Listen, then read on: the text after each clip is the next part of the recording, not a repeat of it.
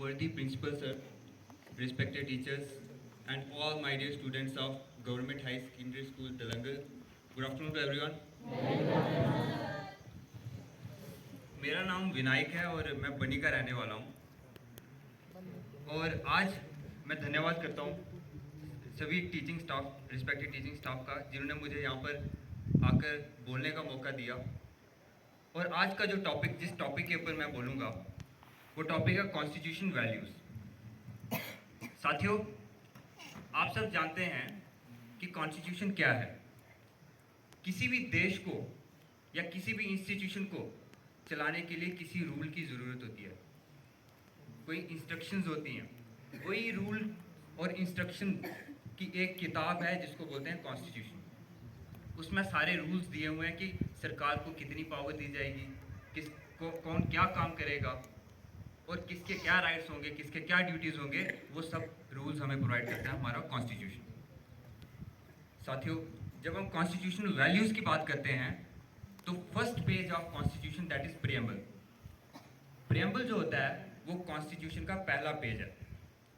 अभी किसी ने यहाँ पे रीड भी किया था, वो है we the people of India having solemnly resolved to constitute India into sovereign socialist democratic republic and to ensure among all justice, social, economic and political, liberty of thoughts, beliefs and expression, fraternity, ensuring dignity of individual and unity and integrity of nation, liberty of thoughts, expression, beliefs, and on this 26th day of November 1949, we hereby adopt, enact and give to ourselves this Constitution of India.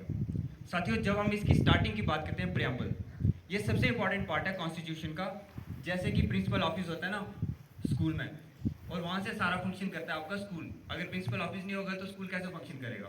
उसी तरीके से preamble जो है वो principal है हमारा constitution का। उसमें जो चीज़ें लिखी गई हैं उसी के ऊपर आधारित हमारा कॉन्स्टिट्यूशन है। जो ये स्टार्ट होता है we the people of India से, इसका मतलब होता है कि हम लोग ही इसको बना रहे हैं, हम लोग ही संविधान को बना रहे हैं। और इसके बाद इसमें जो वर्ड्स लिखे गए हैं, socialist, secular, democratic, Republic, justice, ये सब चीज़ें ही इनकी बनाती हैं वैल्यूज़। कॉन्स्टिट्यूशनल वैल्यूज़ जो हम बात कर रहे हैं वो इसी से ओरिजिन हुई है। जो वर्ड है सोशलिस्ट, पहला वर्ड जो इसमें यूज़ किया गया वो है सोशलिस्ट। सोशलिस्ट वर्ड का मतलब होता है कि सरकार के पास पैसा रहेगा और सरकार डिस्ट्रीब्यूट करेगी वो पैसा सभी लोगों में। दो तरीके की आइडियोलॉजीज होती हैं, एक सोशलिस्ट और एक कैपिटलिस्ट। जो कैपिटलिस्ट आइडियोलॉजी होती है वो बोलती है कि पैसा लोगों को खुद बांट दो, वो खुद बांट देंगे, जैसा करना, वो सरकार का कोई लेना देना नहीं है पैसे से। लेकिन जो सोशलिस्ट आइडियोलॉजी होती है वो बोलती है कि पैसा हम गवर्नमेंट अपने पास रखेगी और हम लोगों में बांटेंगे। फिर जो दूसरा वर्ड यूज़ किया गया है वो है सेकुलर। सेकुलर का मतलब है साथियों कि देश, जो हमारी सरकारें बनेगी, जो हमारा देश रहेगा, उसका कोई धर्म नहीं होगा और जो पॉलिसीज वो बनाएगी वो सभी धर्म के लिए वो इक्वली इम्प्लीमेंट होंगी। फिर हम बात करें justice, social, economic and political. जब हम सोशल जस्टिस की बात करते हैं तो उसमें untouchability, discrimination, racial discrimination, gender discrimination, इन सब डिस्क्रिमिनेशंस को ख़त्म करने की बात की जाती है। जब हम इकोनॉमिक इक्वालिटी की बात करते हैं तो जो वेल्थ है, जो पैसा है, वो सभी लोगों में बराबर डिस्ट्रीब्यूट होगा, वही ये आइडियोलॉजी कहती है।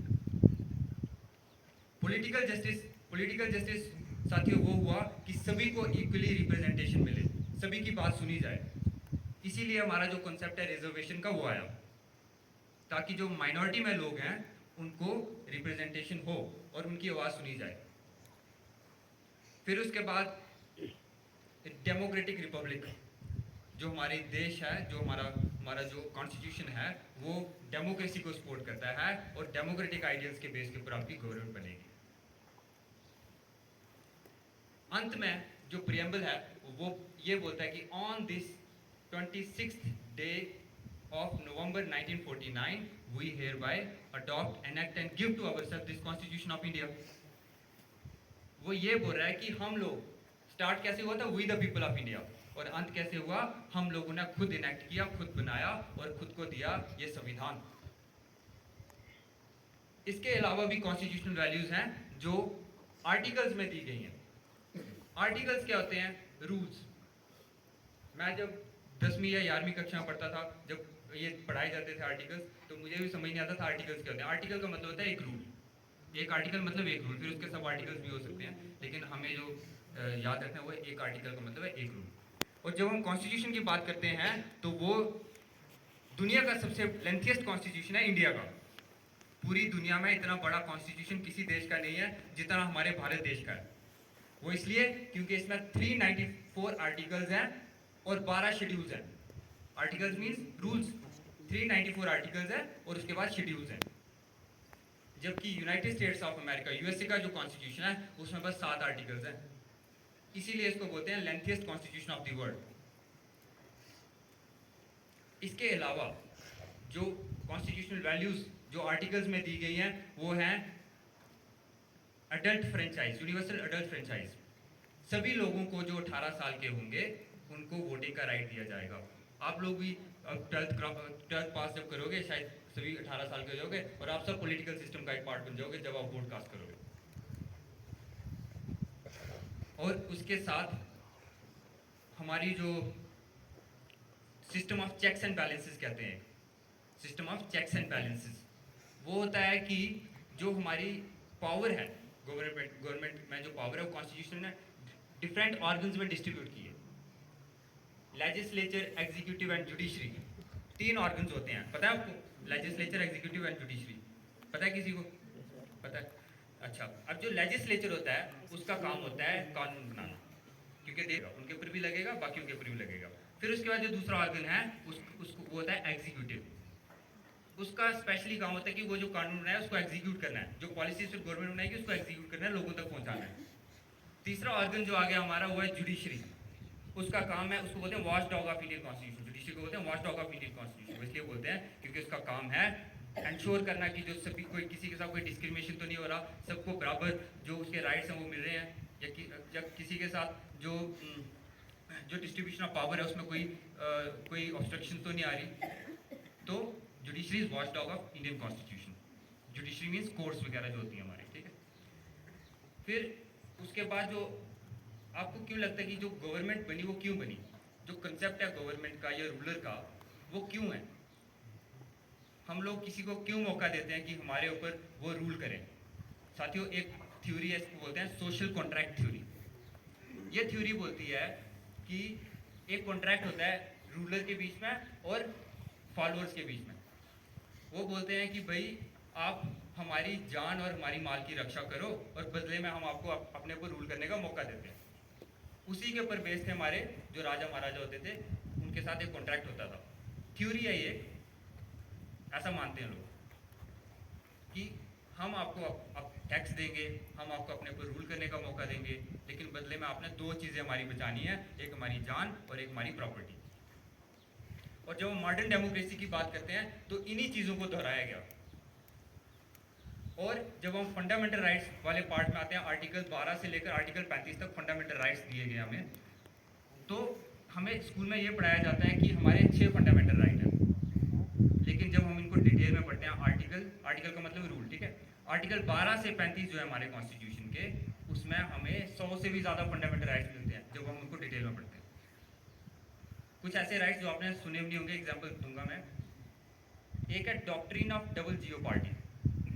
वो बोलती है कि भाई एक ऑफेंस कमिट किया है किसी ने तो उसकी एक ही बार सज़ा मिलेगी, उसको 2 बार सज़ा नहीं मिल सकती।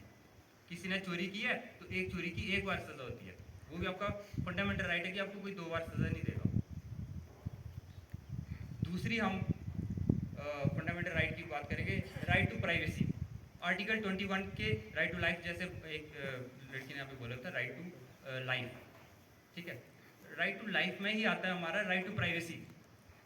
और फंडामेंटल राइट की खासियत ये है कि ये सभी को इक्वली मिल जाते हैं। जब हम इस देश के नागरिक सिटीजन बनते हैं तो उसी वक्त से हमें फंडामेंटल राइट्स मिलते हैं। और फंडामेंटल राइट्स इतने इंपॉर्टेंट हैं कि इसे ना गवर्नमेंट आपसे छीन सकती है, ना मैं छीन सकता हूँ, ना कोई पुलिस वाला छीन सकता है, कोई नहीं छीन सकता। फंडामेंटल राइट्स बस आपके हैं। और जब उसकी वायलेशन होती है तो आप सीधा हाई कोर्ट या सुप्रीम कोर्ट जा सकते हो। आर्टिकल 226 जो है वो आपको हाई कोर्ट में जाने की पावर देता है अगर आपकी फंडामेंटल राइट्स की वायलेशन होती है, और आर्टिकल 32 सुप्रीम कोर्ट में जाने की पावर देता है। तो इसीलिए हम सभी को अपने राइट्स पता होने चाहिए। बीइंग ए सिटीजन जब हम 12th पास कर देंगे तो हमें वोट डालने हैं, हमें सरकार बनानी है, और एक एनलाइटेंड जो वोटर होगा वो एक एनलाइटेंड गवर्नमेंट बनाएगा। जितनी नॉलेज हमें होगी और हमसे बेटर ही गवर्नमेंट बनेगी और बेटर हमारे लिए काम करेगी। फंडामेंटल राइट्स सभी को पता होने चाहिए। और साथियों, आज 75 साल हो गए हैं कॉन्स्टिट्यूशन को इम्प्लीमेंट हुए।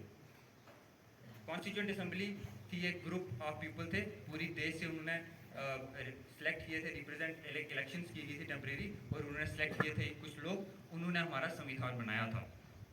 ड्राफ्टिंग कमेटी थी, उसके चेयरमैन थे भीमराव अम्बेडकर, उन्होंने ड्राफ्ट किया था, मीन्स लिखा था कॉन्स्टिट्यूशन। और उसमें इतने विजडम वाले लोग थे, आज 75 साल हो गए हैं उस कॉन्स्टिट्यूशन को कोई खरोच तक नहीं आई है। पूरा सिस्टम जैसा उन्होंने सोचा था वैसा का वैसा चल रहा है, जबकि हमारे पड़ोसी देश जैसे पाकिस्तान, रशिया, चाइना, इन सब के सिस्टम जो है कोलैप्स कर गया है। 75 साल हो गए अभी तक कभी भी कॉन्स्टिट्यूशन के ऊपर कोई भी प्रॉब्लम नहीं आई है, जैसा सिस्टम वो चाहते थे वैसा चल रहा है। इसी के साथ मैं धन्यवाद करूँगा, सल्यूट करता हूँ सभी कॉन्स्टिट्यूशन मेकर्स को जिन्होंने इतना अच्छा कॉन्स्टिट्यूशन बनाया। और 11 फंडामेंटल ड्यूटीज़ होती हैं हमारी बीइंग ए सिटीजन जो हमें निभानी चाहिए, आर्टिकल 51A में दी हुई है। ये सब आप लोगों का होमवर्क है। आप सब मोबाइल यूज़ करते हैं? मोबाइल यूज़ करते हैं सब? तो उसमें गूगल में डालना fundamental duties of Indian constitution या आर्टिकल 51 ऑफ इंडियन कॉन्स्टिट्यूशन।